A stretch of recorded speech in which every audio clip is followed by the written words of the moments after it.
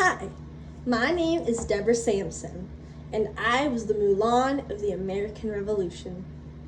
I was born in 1760 on the 17th day of December to my mother, also named Deborah Sampson, and my father, Jonathan Sampson Jr. I was one of 7 children, so my home life was hustling and bustling, but also required a lot of money to run the household.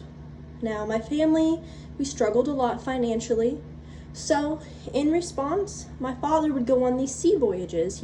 He'd board a big ship and they'd go across the sea, and he would work and he would come home with money to support our family. Now, when I was about 5 years old or so, my father went on these typical journeys as he did, and he didn't come home. As a result, my mother, she had to find a way to support our family. And with all these kids, it was really hard to do. So she divided each of us up to go live in a different household with a different family.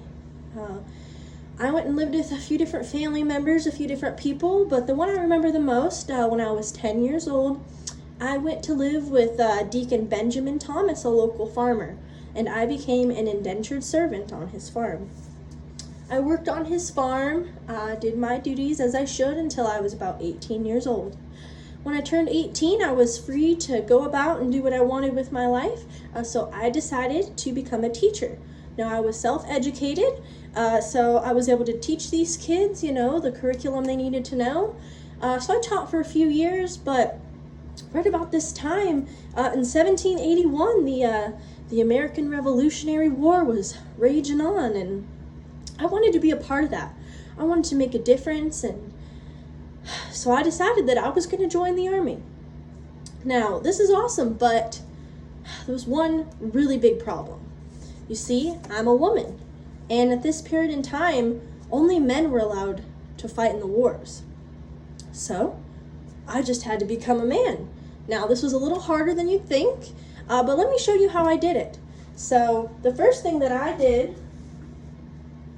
was I put my hair up, like so, and I wore a hat.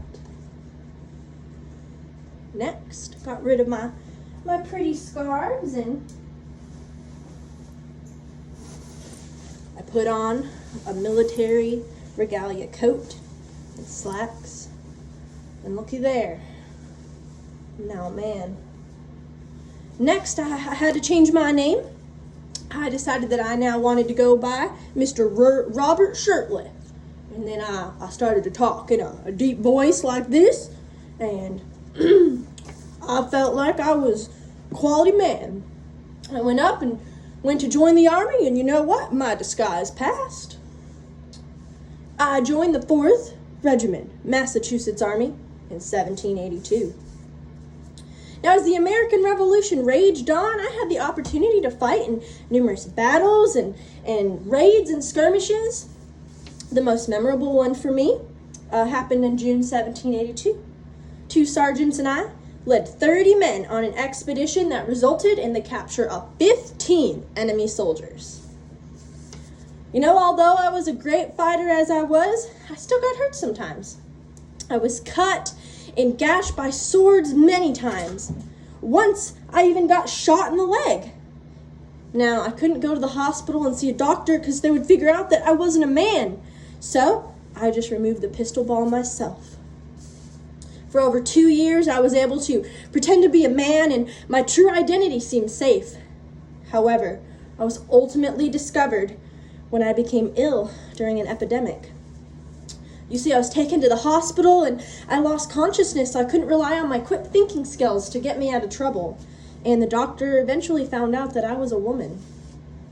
Now, he didn't want to make a big deal out of this because, I was a good fighter, I was a good ally for the war. So he wrote a letter of concern to my commanding officer, and I was honorably discharged on October 23rd, 1783, and I returned home to Massachusetts.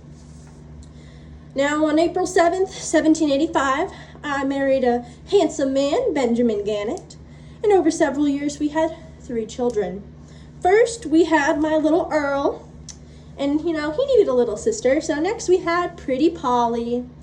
And, we gotta have one more. So next we had our cute little Patty, but man, she was troublesome, let me tell you. In my life, after the war was mostly typical of a farmer's wife, but in 1802, I decided to partake in a year-long lecture tour to tell others about my experiences living in the war and pretending to be a man. And I was the first woman in the United States to go on tour. And I did so dressed in full military regalia, such you see here. While I toured, I also received a military pension for my service from the state of Massachusetts. I was the first American woman to be awarded this. Now, like I mentioned earlier, I really struggle with getting sick. My immune system wasn't that good. So in 1827, I caught yellow fever. As a result, I died on April 29th at the age of 66. My husband Benjamin later petitioned for pay as the spouse of a soldier and won, which is awesome. This was the first time that a man had petitioned for pay of a military spouse because women didn't fight in the war, So this was a huge deal. The story of my life and my experiences was written in 1797 by Mr. Herman Mann, entitled The Female Review. I, Deborah Sampson, am remembered as one of the earliest examples of a woman serving in the U.S. military. Bye now.